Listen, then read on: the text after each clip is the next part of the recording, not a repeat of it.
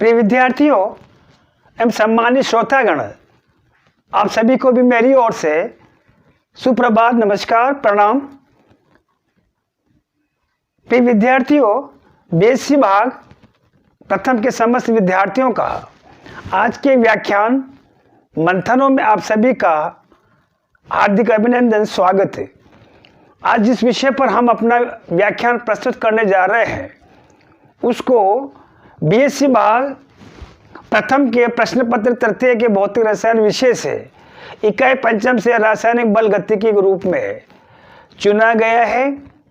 प्रश्न पत्र तृतीय भौतिक रसायन के रूप में हमने चुना है।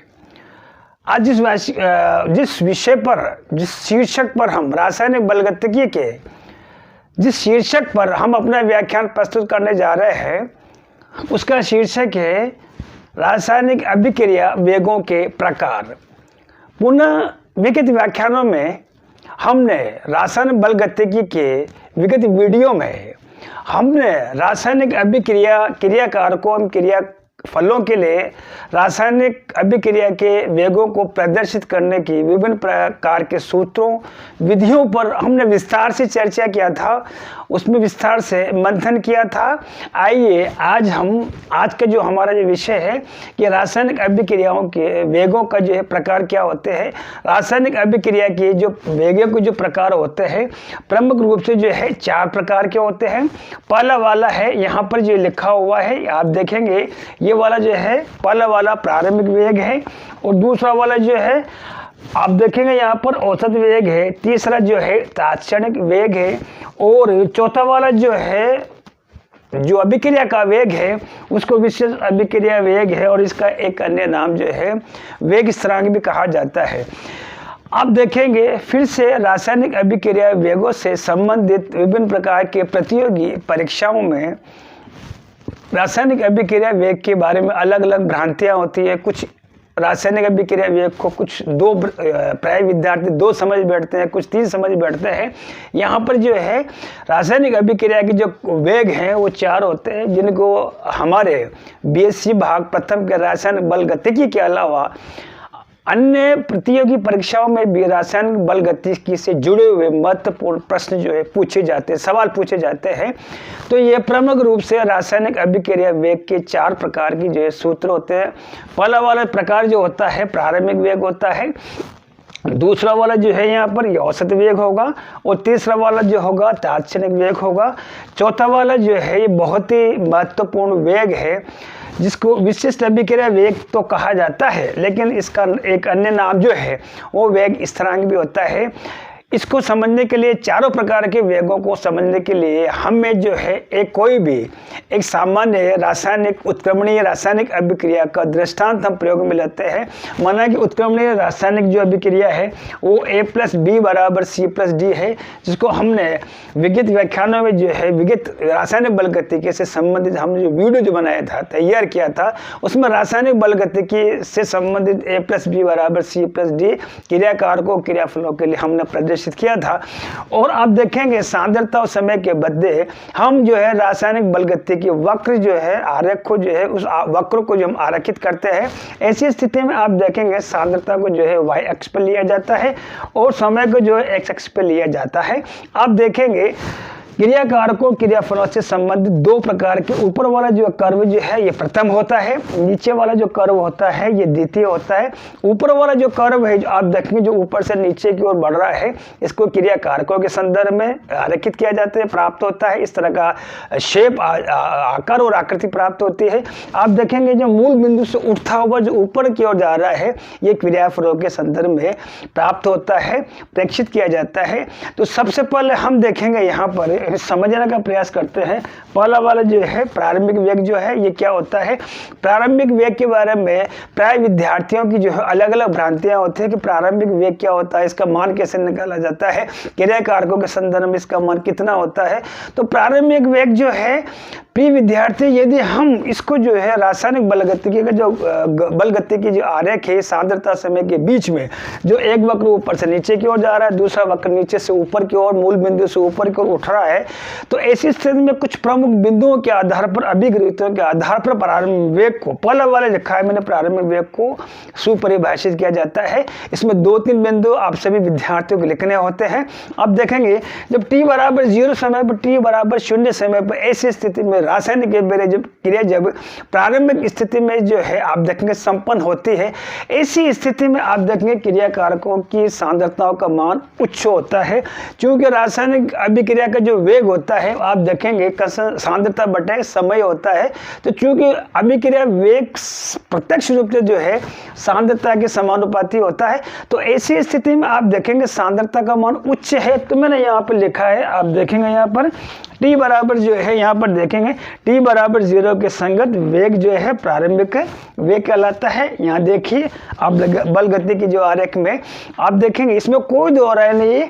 आप देखेंगे t बराबर 0 पर जो है रासायनिक जो अभिक्रिया का वेग है, ऐसी स्थिति में देखेंगे ये यहाँ पर सांद्रता का मान उच्च है, क्योंकि रासायनिक अभिक्रिया का वेग सांद्रता और बटे अपॉन जो समय के होता है, सांद्रता को जो समय के रूप में जो से विभाजित किया जाता है। तो चूंकि अभिक्रिया का वेग प्रत्यक्ष रूप से सांद्रता से जुड़ा हुआ होता है, जो जाहिर सी बात है इसमें देखेंगे कि t बराबर 0 पर जो है आप देखेंगे t बराबर 0 पर अग्रेषित होने वाला या प्रदर्शित करने वाला जो वेग होगा वो देखेंगे प्रारंभिक वेग कहलाता है। और इस बिंदु पर जो है आप देखें बिंदु x पर जब सरल रेखा के आप देखें कोई भी टेंजेंट जो है स्पर्श रेखा जो खींची जाती है, तो इस वेग का मान जो है कैसे निकाला जाता है, इस बिंदु पर जो है इस अभिक्रिया को वेग का मान को बिंदु x पर जो सरल रेखा के ढाल के द्वारा, स्पर्श रेखा के ढाल के द्वारा प्रदर्शित किया जाता है। अर्थात कुल मिलाकर के यहाँ पर देखेंगे पहला वाला जो बिंदु है t बराबर 0 पर दर्शाने वाला जो वेग होगा वो रासायनिक अभिक्रिया का वेग कहलाएगा। इसका मान जो है आप देखेंगे उच्च होगा, अगला वाला जो मान उच्च होगा।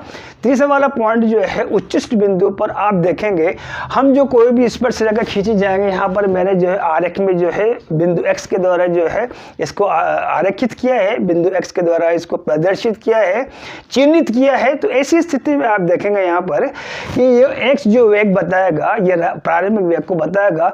इसको मैंने जो है महत्वपूर्ण बिंदुओं के तहत जो है इस प्रकार से भी मैंने जो है इसको जो है इसको संक्षिप्त किया है, एक शब्दों में पिरोया है, इसको प्रमुख अभिगृहितों में पिरोया है। t बराबर 0 के संगत वेग प्रारंभिक वेग कहलाएगा। अगला वाला जो बिंदु लिखा है मैंने यहाँ पर, इस वेग का मान जो है अधिकतम होगा और बिंदु x पर स्पर्श रेखा के ढाल के द्वारा प्रदर्शित किया जाता है। इस प्रकार से जब भी आप रासायनिक अभिक्रिया के वेग को सुपरिभाषित करेंगे, उसके वर्गीकरण के बारे में आप जो है इसके प्रमुख अभिगृहितों को लिखेंगे।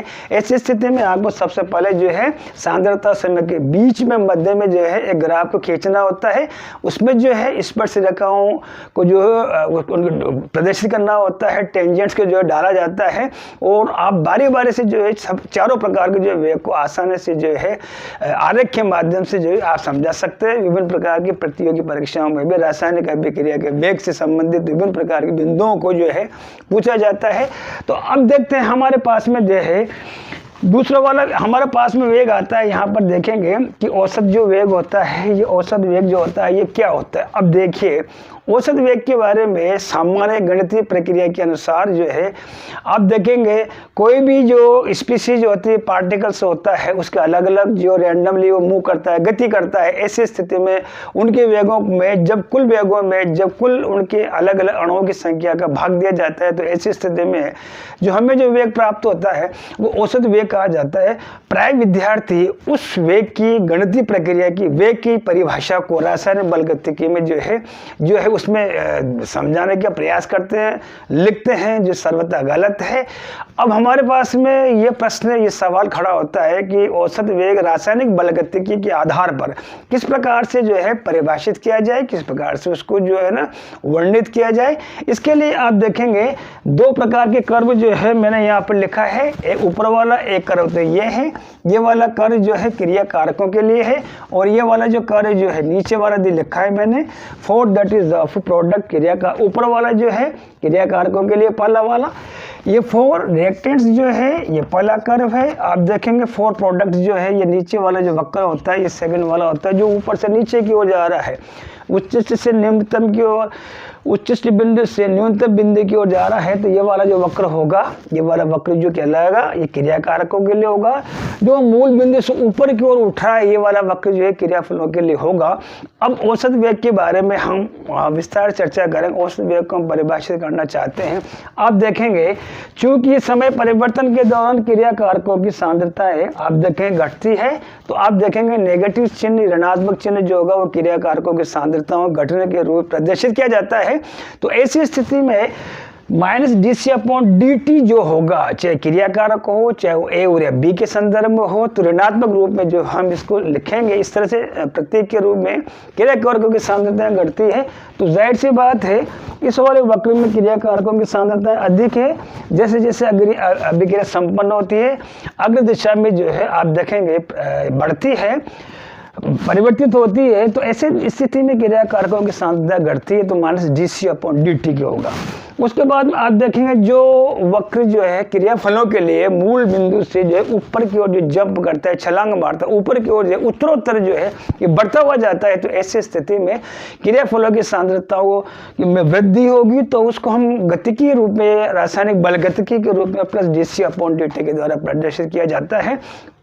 क्रिया कारकों के लिए -dc/dt, क्रियाफलों के लिए +dc/dt।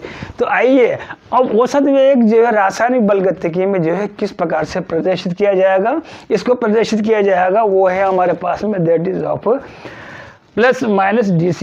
ये देखेंगे यहाँ पर क्रिया कारकों के लिए -dc/dt, क्रियाफलों के लिए देखेंगे +dc/dt। R का मतलब जो होता है रिएक्टेंट यानी कि क्रिया कारक, और P का मतलब जो होता है प्रोडक्ट, +dc/dt। दोनों को जब संयुक्त रूप से आप लिखेंगे +-dcc/dt, तो ये वाला जो वेग कहलाएगा औसत वेग कहलाएगा। फिर से समझने का प्रयास करिए औसत वेग जो होता है रासायनिक बल गतिकी में किस प्रकार से जो है लिखा जाता है। रासायनिक बल गतिकी में रासायनिक अभिक्रिया का वेग को या औसत वेग जो होता है, माध्य वेग जो होता है वो क्या होता है, क्रिया कारकों के लिए ऋणात्मक चिन्ह -dc/dt और क्रियाफलों के लिए +dc/dt होगा। ऐसी स्थिति में जो दोनों चिन्हों को, धन को और ऋण को हम संयुक्त रूप से लिखते हैं, ऐसी स्थिति में +-dc/dt जो होगा ये हमारे पास में जो है औसत वेग को बताता है। अगला वाला हमारे पास में जो वेग आता है वो ये हमारे पास में देखिए, तीसरा जो वेग है उसको हम जो है तात्क्षणिक वेग, मैंने लिखा हुआ है यहाँ पर। तात्क्षणिक जो है इस वेग के माध्यम इसको हम परिभाषित करना चाहते हैं। रासायनिक बल गतिकी का जो आरेख है जिसको हमने सांद्रता और समय के बीच में जो है हम आरेखित किया है। मैं एक बात बार बार आप सभी विद्यार्थियों के सम्मुख ये दोहरा देना चाहता हूँ, जो वक्र ऊपर से नीचे की ओर आ रहा है रासायनिक बल गतिकी में, ये वाला जो वक्र होगा, ये वाला वक्र जो होगा क्रिया कारकों के लिए होगा। आप देखेंगे नीचे से जो ऊपर की ओर जा रहा है, मूल बिंदु से ऊपर की ओर जो उठता है, ये वाला जो बल गतिकी वक्र जो होगा ये क्रियाफलों के लिए होगा। अब हमारे पास में जो है तात्क्षणिक वेग के बारे में आते हैं कि तात्क्षणिक वेग क्या होता है। कोई भी जो रिएक्शन है, माना कि श्याम पट्टे पर कोई भी जो रिएक्शन है, इसका हम चुनाव करते हैं तात्क्षणिक के वेग को परिभाषित करने के लिए। यहाँ पर नाइट्रोजन और हाइड्रोजन आपस में क्रिया करके 2 मोल अमोनिया के बनाते हैं। मान लेते हैं कि उक्त अभिक्रिया जो है 5 मिनट में संपन्न होती है। तो ऐसी स्थिति में हमसे कहा गया है, हमसे पूछा गया है कि माना कि यह पूरी जो रिएक्शन से ये 5 मिनट में संपन्न होती है, तो ऐसी स्थिति में यदि t बराबर एक विशेष समय पर 1 मिनट के पश्चात, 2 मिनट के पश्चात, 3 मिनट के पश्चात, एक विशेष समय के पश्चात रासायनिक अभिक्रिया का वेग क्या होगा, वो वाला वेग जो है विशेष समय पर 5 मिनट पर तो पूरी खत्म हो जाएगी। t बराबर 0 और t बराबर 5 मिनट्स, t बराबर 5 मिनट के मध्य में रासायनिक अभिक्रिया में क्रिया कारकों अथवा क्रियाफलों का उस विशिष्ट बिंदु पर रासायनिक अभिक्रिया का वेग क्या होगा, वो वेग जो होता है वो तात्क्षणिक अभिक्रिया का वेग कहलाता है। अर्थात t बराबर t समय पर आप देखेंगे यहाँ पर t बराबर जो है t समय पर जो है रासायनिक अभिक्रिया का वेग तात्क्षणिक कहलाता है। अब देखिए, इसको मैंने जो है क्रियाकारकों के संदर्भ में भी इसका मान परिकलित किया जा सकता है, क्रियाफलों के संदर्भ में भी इसका मान परिकलित किया जा सकता है। जब ऊपर से हम नीचे की ओर जाएंगे तो स्पर्श रेखा के ढाल के द्वारा बिंदु Z पर अथवा बिंदु Y पर ऊपर से नीचे की ओर आएंगे तो आप देखेंगे -dCA/dt यदि पहला क्रियाकारक है तो आप देखेंगे क्रियाकारकों की सांद्रता का मान घटेगा। तो इस बिंदु Z पर देखेंगे आप स्पर्श रेखा का जो ढाल है, टेंजेंट है, स्पर्श को ढाल के द्वारा खींच किया, आप वहां पर ड्रॉ करिए एक स्पर्श रेखा को, फिर स्लोप निकालिए या बिंदु Z पर जो है टेंजेंट के माध्यम की सहायता से आप देखेंगे उस क्रियाकारक के लिए क्रियाकारक के संदर्भ में तात्क्षणिक वेग का मान परिकलित किया जा सकता है। अब देखिए, हम देखेंगे अब क्रियाफलों के रूप में, उत्पादों के रूप में तात्क्षणिक वेग का मान परिकलित करना चाहते हैं तो बिंदु Y पर क्रियाकारक की सांद्रता का मान बढ़ता है तो प्लस dCC/dt क्या होगा। इस प्रकार t बराबर t समय पर ज्ञात किए जाने वाला वेग क्रियाकारकों अथवा क्रियाफलों के संदर्भ में तात्क्षणिक वेग कहा जाता है। आने वाले समय में हम जो है वेग स्थिरांक अथवा विशिष्ट अभिक्रिया वेग से संबंधित विस्तार से अपना व्याख्यान प्रस्तुत करेंगे। एक नया विषय लेकर के आप सभी के मध्य हाजिर होंगे। फिलहाल इतना ही, तब तक के लिए पुनः आप सभी को कोटि कोटि धन्यवाद और आभार।